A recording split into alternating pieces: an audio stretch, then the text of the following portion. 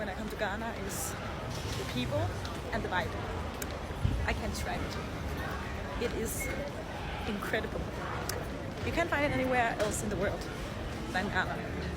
They just have this amazing vibe.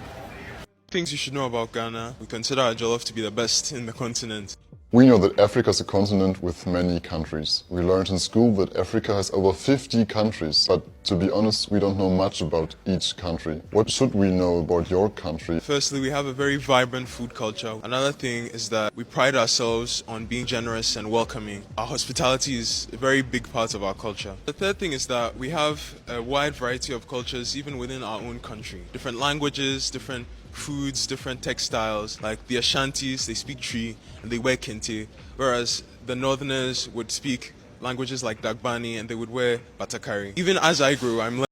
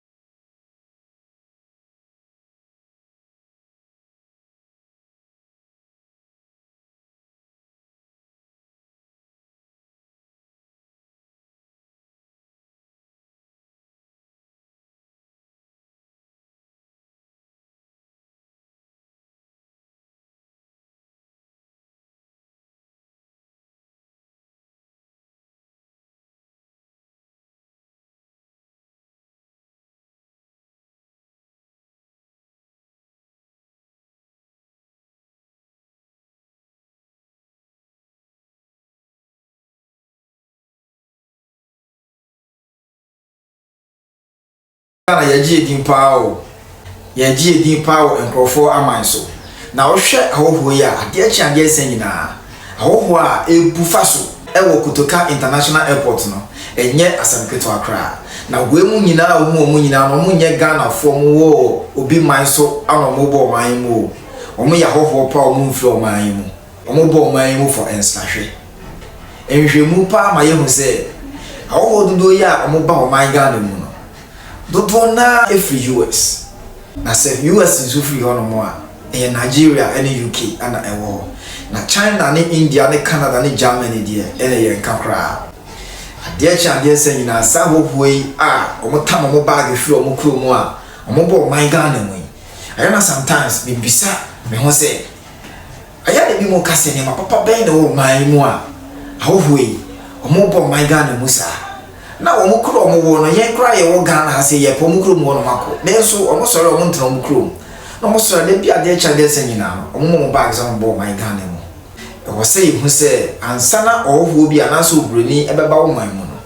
anya so fiti ya no ama ne bag so na okro no emu na ye ne fe ana se okro ni din amate no ana ye ne fenti na wo ba o da bi da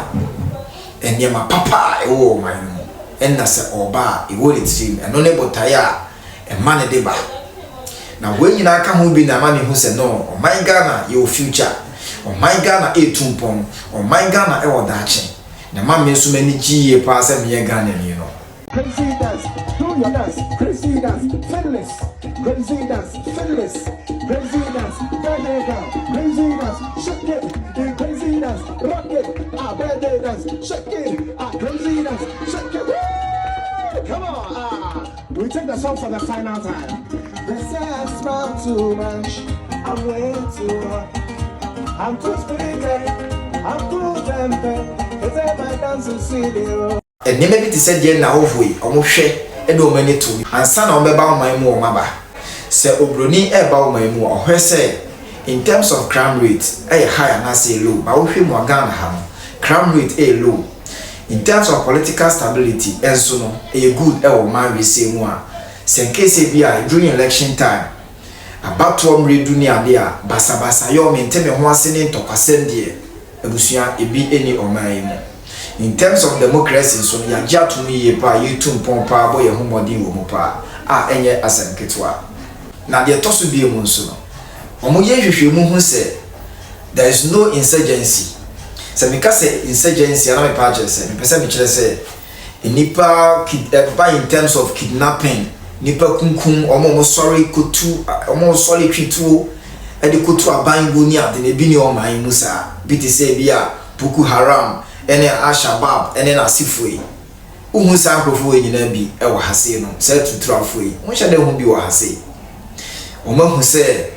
o man no mu nipa o mu wo mu na nkasa no eye enkrofo bi a o mu wakomapa o mo de kwa kame ahofo o mu akomapa o mo de gigi ahofo ani o mu akomapa ene abotre e de ma enipa ni nyina e ka ho bi ene ma o mu tu anamo e de ba o man ho na e ba the whole Africa Ghana said the medical come yet also second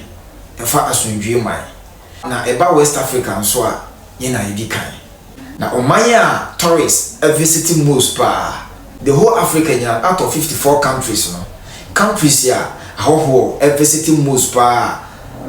out of 10 betimi aka kire wo say omanya Ghana ebe to so best second and na say third Africa nyina enti ahoho no mo ba omanyi mu ni ade nyina no omo nim niema pa omo ba omba benya na the third crown so be so say historical site ya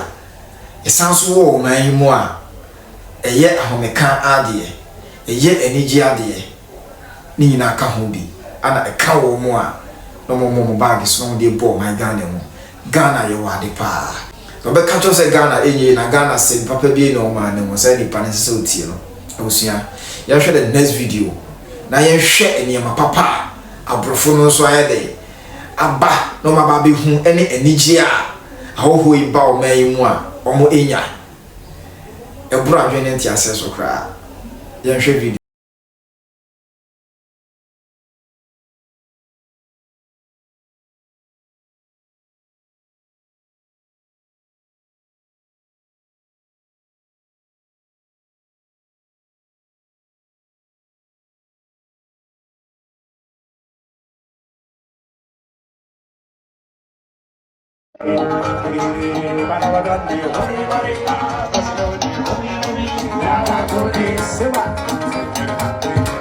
Somebody got